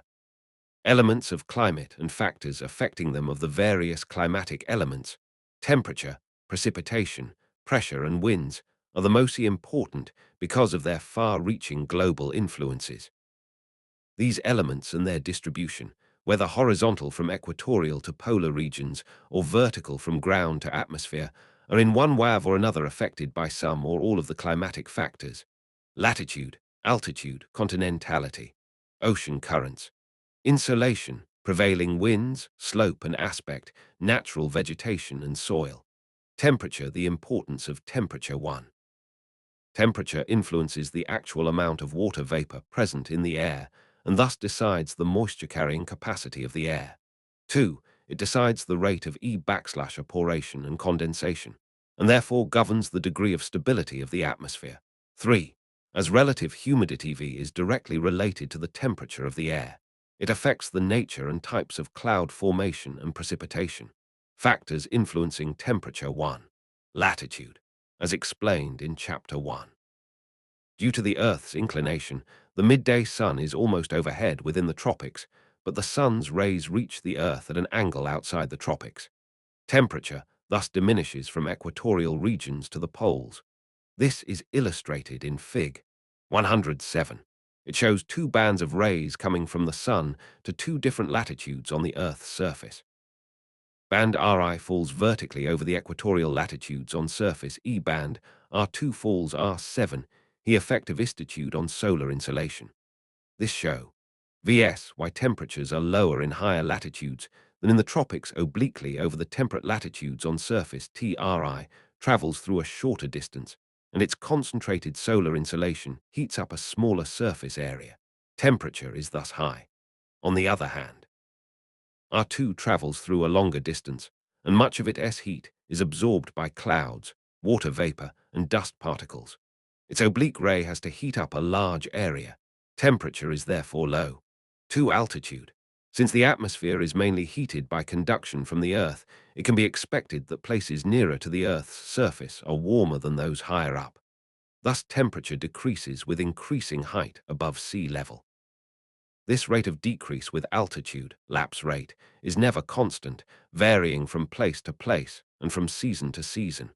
But for all practical purposes, it may be reckoned that a fall of 1 degrees F occurs with an ascent of 300 feet or 0.6 degrees C per 100 meters.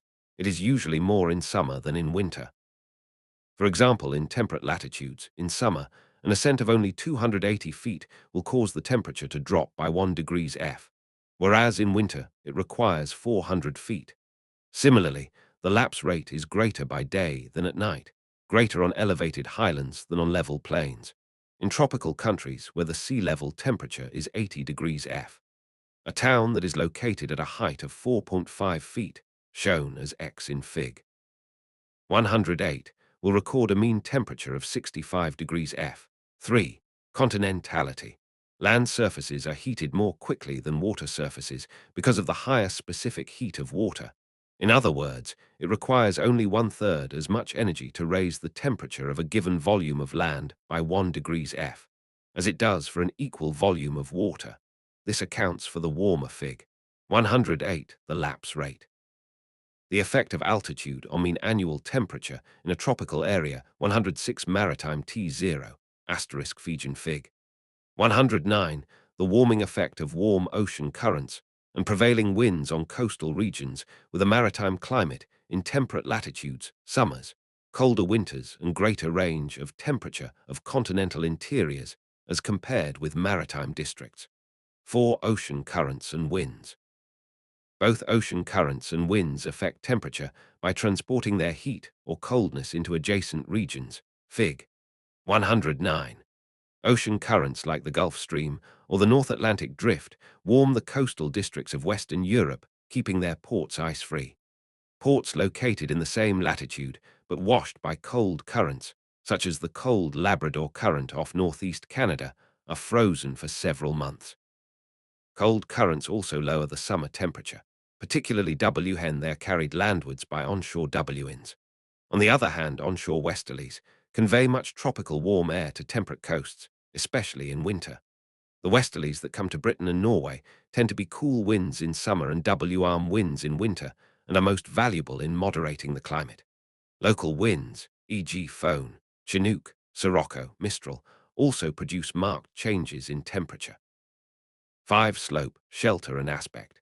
A steep slope experiences a more rapid change in temperature than a gentle one. Mountain ranges that have an east-west alignment like the Alps show a higher temperature on the south-facing sunny slope than the north-facing sheltered slope. The greater insulation of the southern slope is better suited for vine cultivation and has a more flourishing vegetative cover. Consequently, there are more settlements, and it is better utilized than the shady slope. Fig. 110. In hilly areas, a hot day followed by a calm, cloudless night, during which the air cools more rapidly over the higher ground, may induce cold, heavy air to flow down the slope and accumulate at the valley bottom, pushing the warmer air upwards. The temperature. Fig. 110 south-facing slopes are more sunny. Fig. Ill temperature inversion at valley bottom on a calm, still night, e.g. in Alpine Valley in spring, may then be lower in the valley than higher up as the slopes as show in Fig. 111. A reversal of the lapse rate has taken place. This is called a temperature inversion. 6. Natural vegetation and soil. There is a definite difference in temperature between forested regions and open ground. The thick foliage of the Amazon jungle cuts off much of the incoming insulation, and in many places sunlight never reaches the ground. It is, in fact, cool in the jungle, and its shade temperature is a few degrees lower than that of open spaces in corresponding latitudes.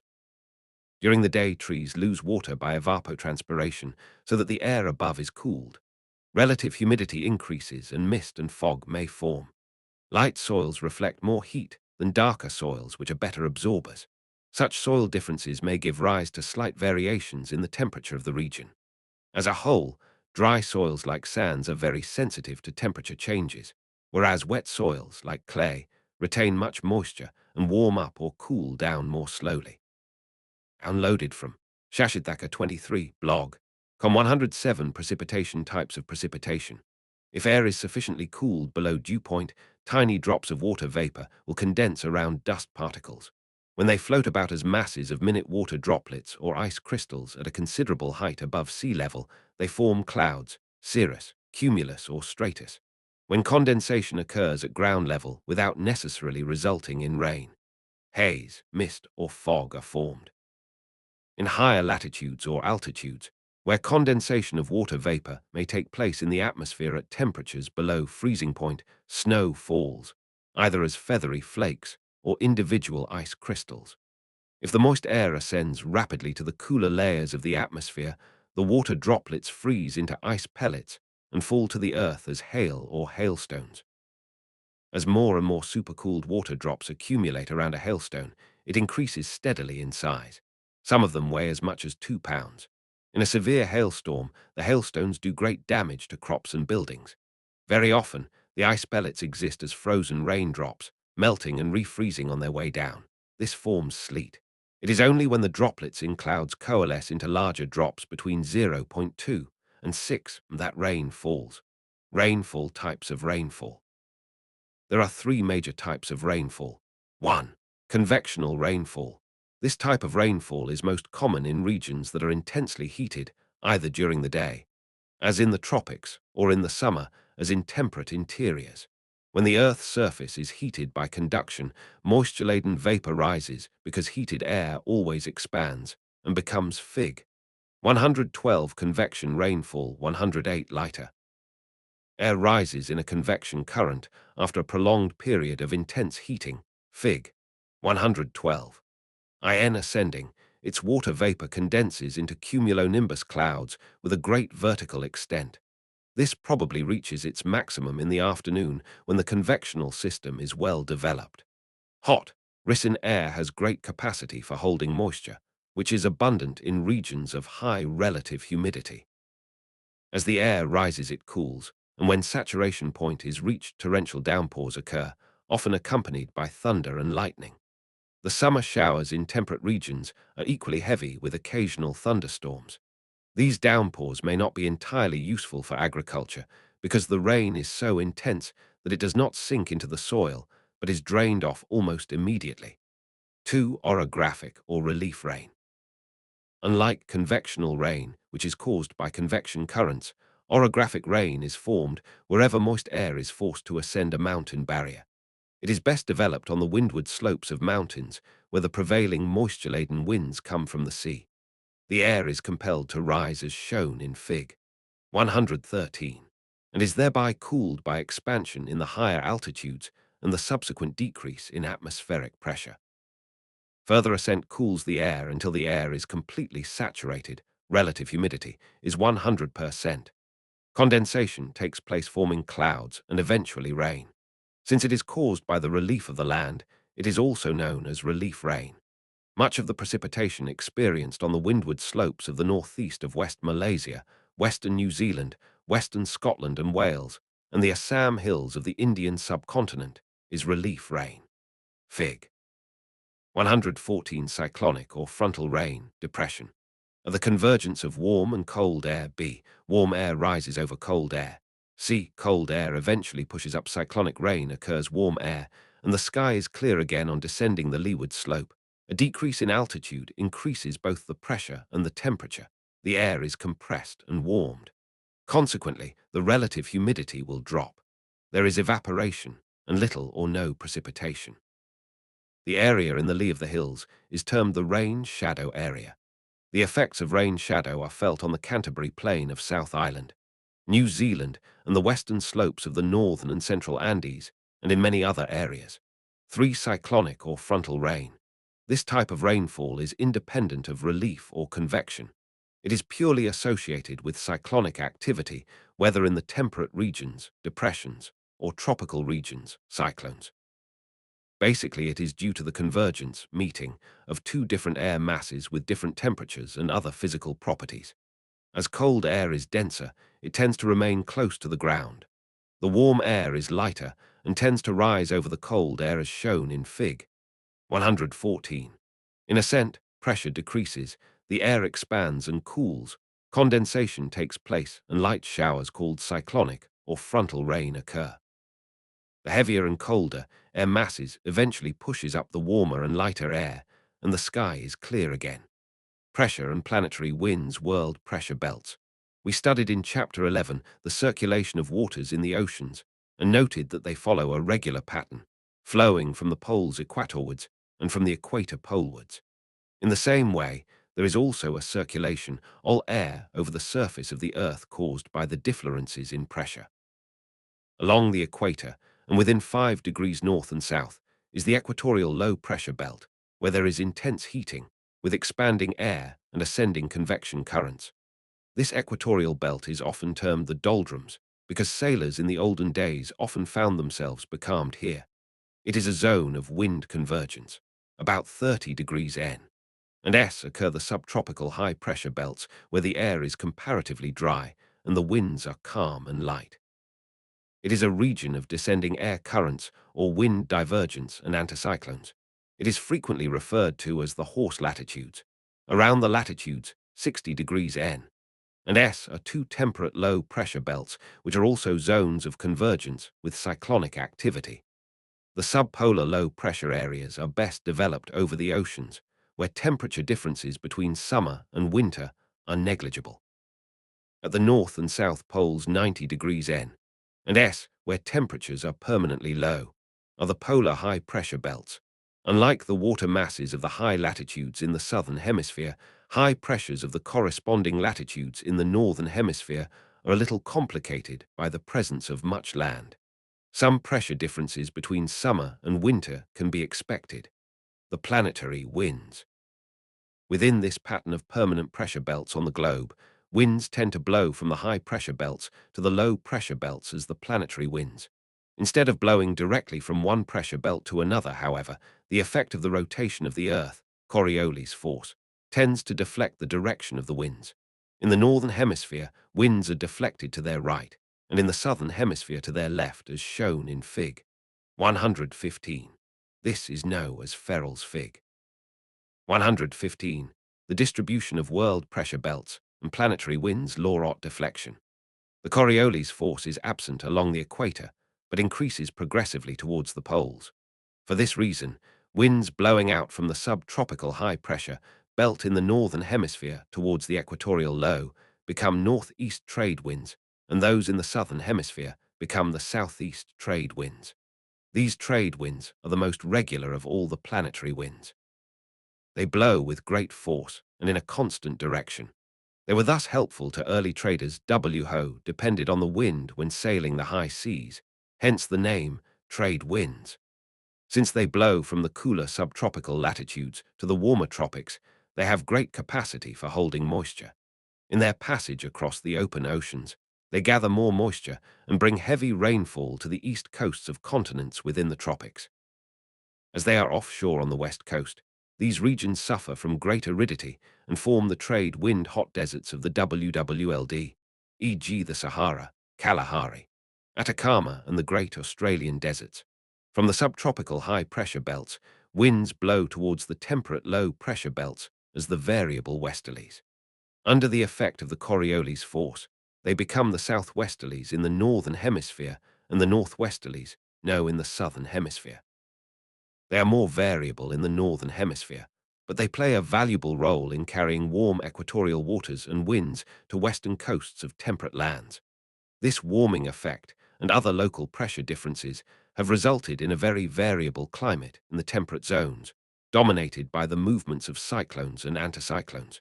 In the southern hemisphere, where there is a large expanse of ocean, from 40 degrees S to 60 degrees S, westerlies blow with much greater force and regularity throughout the year. They bring much precipitation to the western coasts of continents.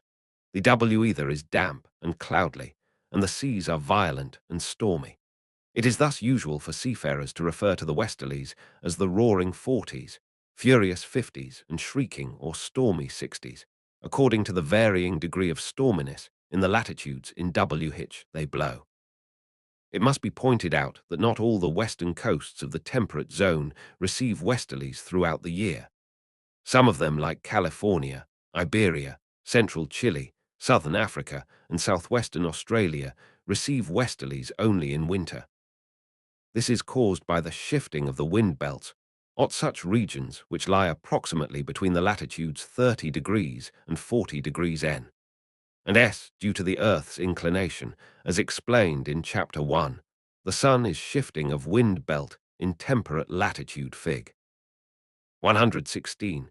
The shifting of the pressure and wind belts in the northern hemisphere, showing their positions in summer and winter, and at the equinoxes overhead at midday in different parts of the Earth at different seasons. The entire system of pressure and wind belts follows the movement of the midday sun.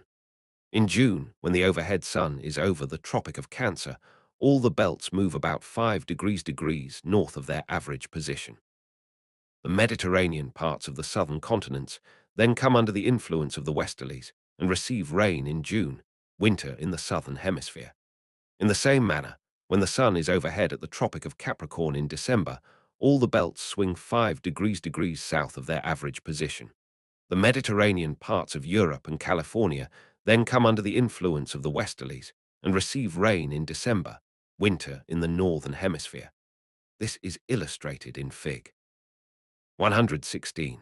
Lastly, mention must be made of the polar easterlies, which blow out front the polar high-pressure belts towards the temperate low-pressure belts.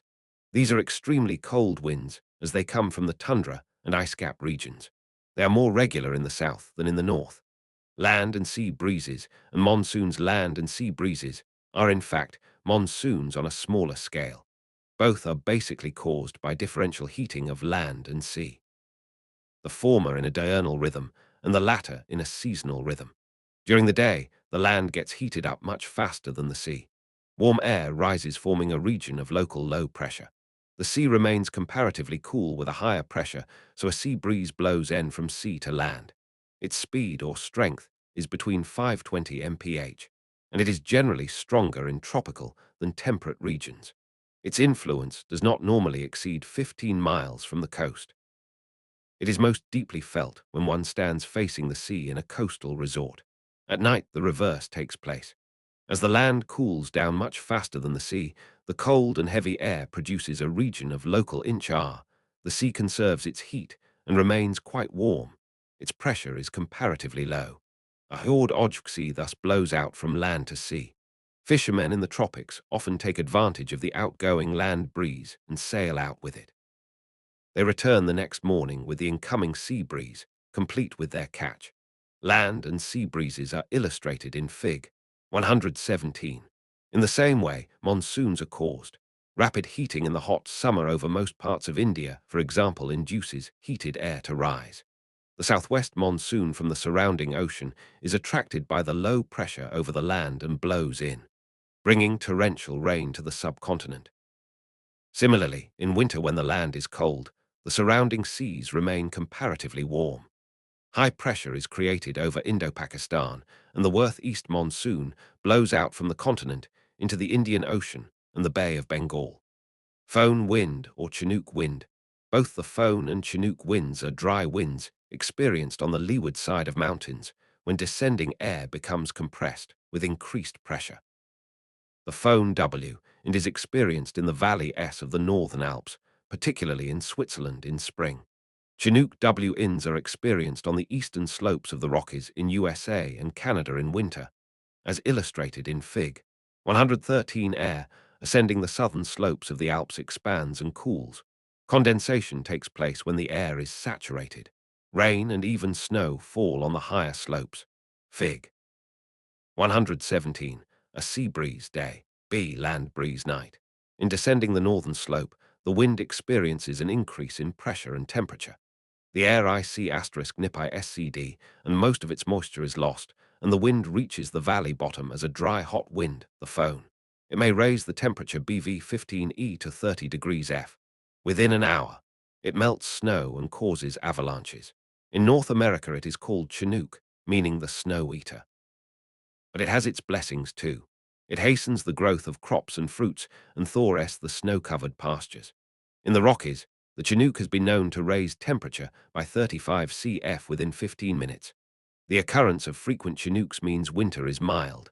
Cyclonic activity, tropical cyclones, typhoons, hurricanes and tornadoes, all these are different kinds of tropical cyclones. They are well-developed low-pressure systems into which violent winds blow.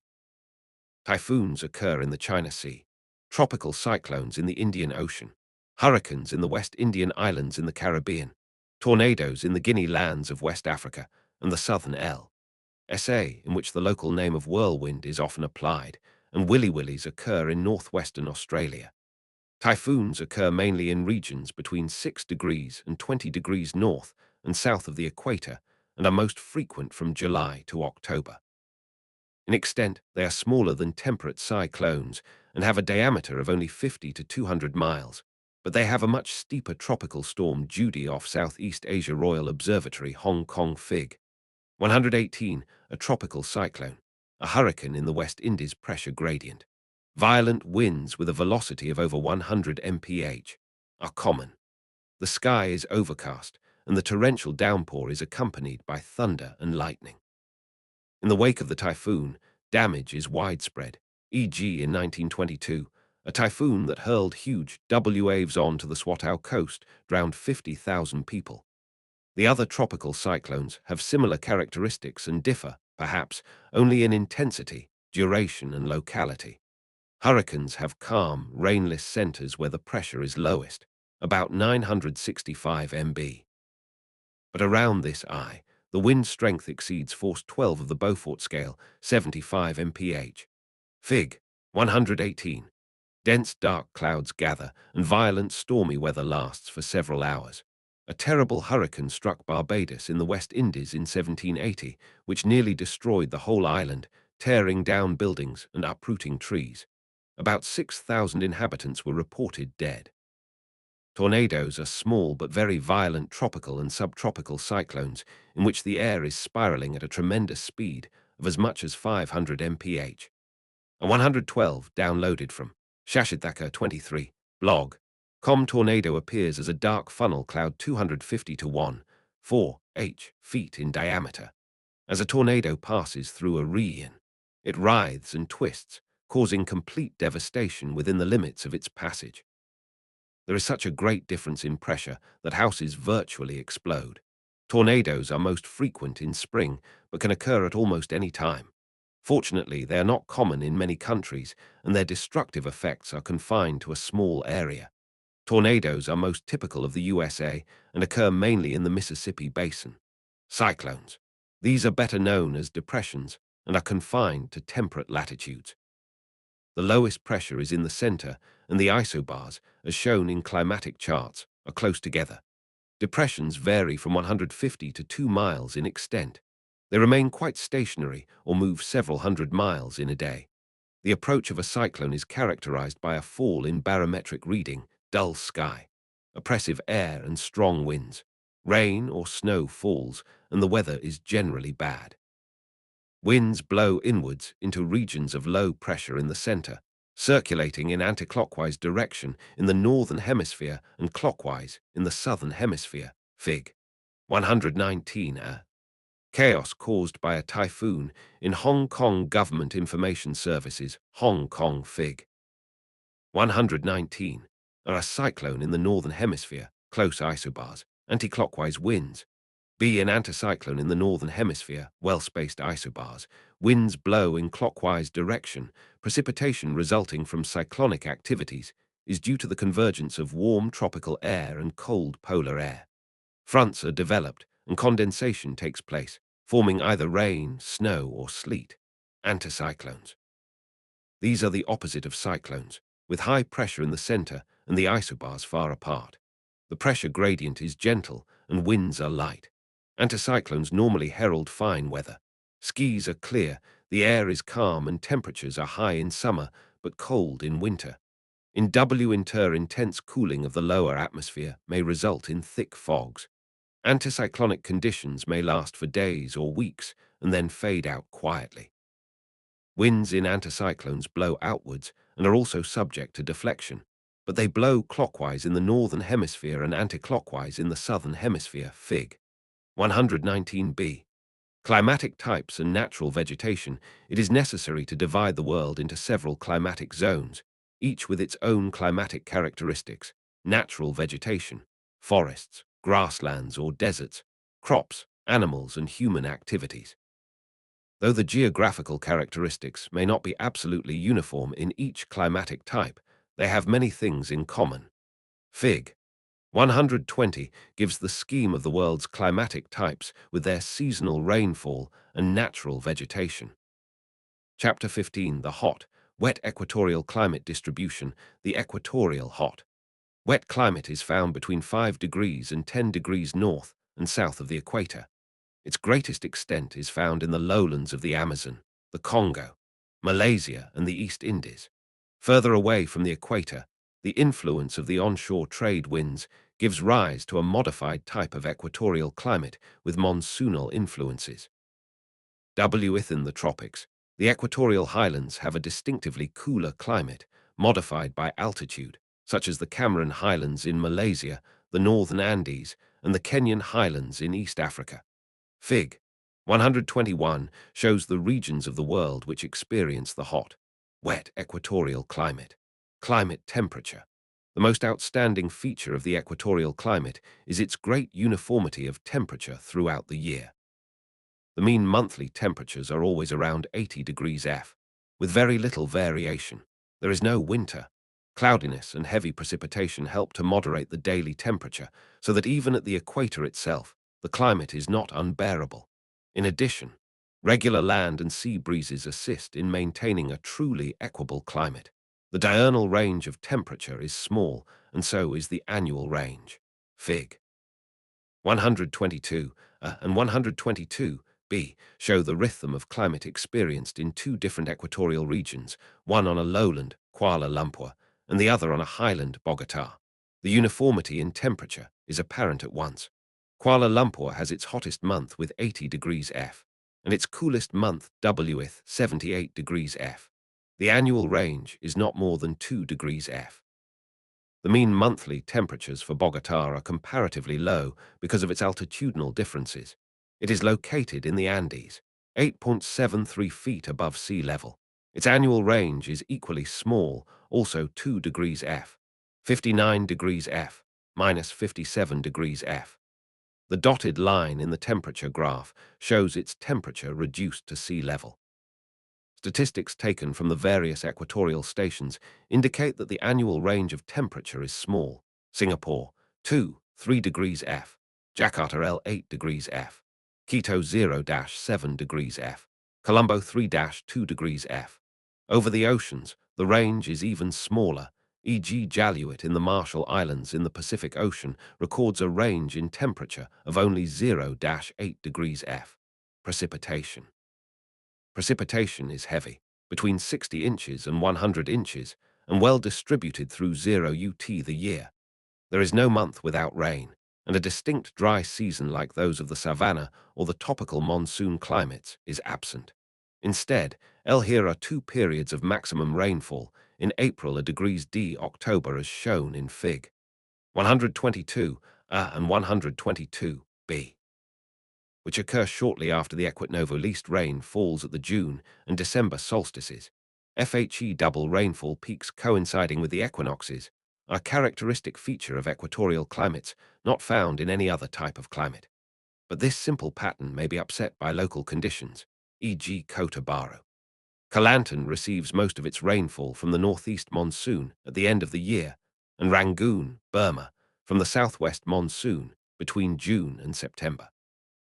As one goes further north and south of the equator, particularly in coastal districts open to the influences of the trades, the tendency is towards a monsoonal pattern with the heaviest rainfall coming in the summer months, i.e. June, July and August in the northern hemisphere and December, January and February in the southern hemisphere. Due to the great heat in the equatorial belt, mornings are bright and sunny. There is much evaporation and convectional air currents are set up, followed by heavy downpours of convectional rain in the afternoons from the towering cumulonimbus clouds, see Chapter 13. Thunder and lightning often accompany the torrential showers, and the amount of rainfall recorded in one single afternoon may be as much as the deserts receive for the entire year. Besides the convectional rainfall, mountainous regions also experience much orographic or relief rain. In addition, there are some intermittent showers from cyclonic atmospheric disturbances caused by the convergence of air currents in the doldrums. The relative humidity is constantly high, over 80 forested slopes of Mt. Kinabalu. The lower slopes have been cleared in places for cultivation. The vegetation on the higher slopes gradually in sinresponsitola temperatures Paul Popper 117%, making one feel sticky and uncomfortable. The monotonous climate, oppressive and enervating, taxes one's mental alertness and physical capability, though along the coasts refreshing sea breezes do bring some relief. As a result, most of the white settlers, whose bodies are attuned to cooler and more varied conditions, take to the cooler highlands whenever they can. Equatorial vegetation, high temperature, and abundant rainfall in the equatorial regions support a luxuriant type of vegetation, the tropical rain forest. In the Amazon lowlands, the forest is so dense and so complete in its vegetational extravagance that a special term selvas is used. Unlike the temperate regions, the growing season here is all the year round. Seeding, flowering, fruiting and decaying do not take place in a seasonal pattern, so some trees may be in flower while others only a few yards away may be bearing fruit. There is neither drought nor cold to check growth in any part of the year.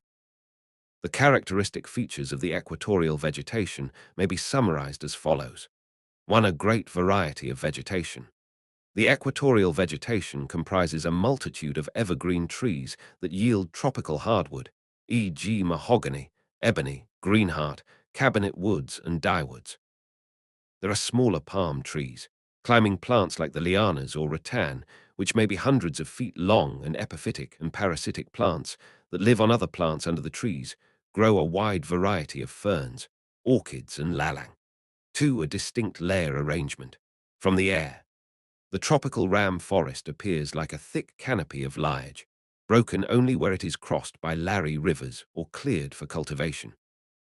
All plants struggle up vards for sunlight, resulting in a peculiar layer arrangement. The tallest trees attain a height, ff 123 SEASE, over 150 feet, Fig. 123. Their slender trunks pie skywards with widespread branches that to the smaller trees beneath form the next layer, and the ground is rooted with ferns and herbaceous plant which can tolerate shade. Because the trees cut out most of the sunlight, the undergrowth is not dense. 3. Multiple species. Unlike the temperate forests, where only a few species occur in a particular area, the trees of the tropical rain forests are not found in pure stands of a single species. It has been estimated that in the Malaysian jungle, as many as 00 species of trees may be found in an acre of forest. This has made commercial exploitation of tropical timber a most difficult task.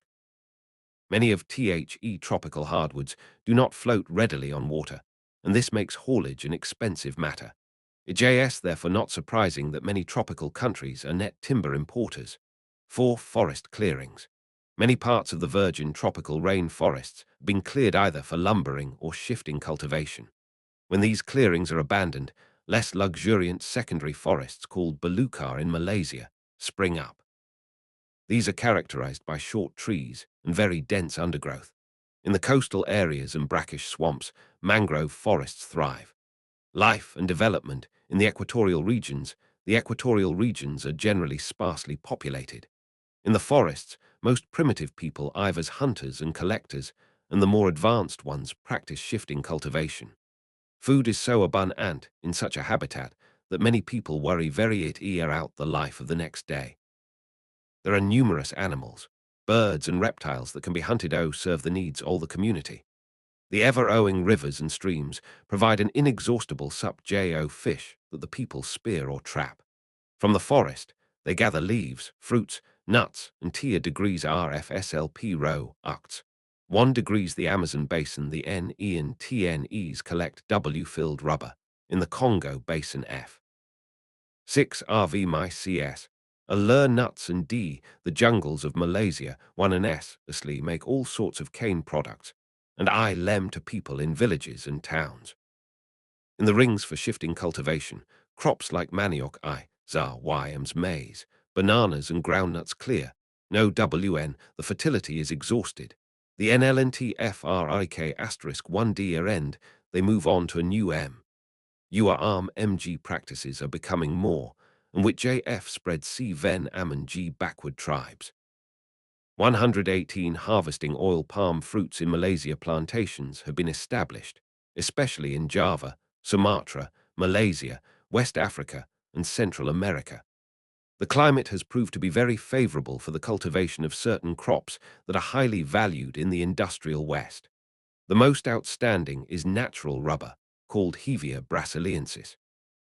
Though it was first discovered in its wild state as para rubber in the Amazon basin, it has since been transplanted to other parts of the equatorial lands and is grown profitably on large estates. Malaysia and Indonesia are the leading producers, each accounting only than a third of the world production.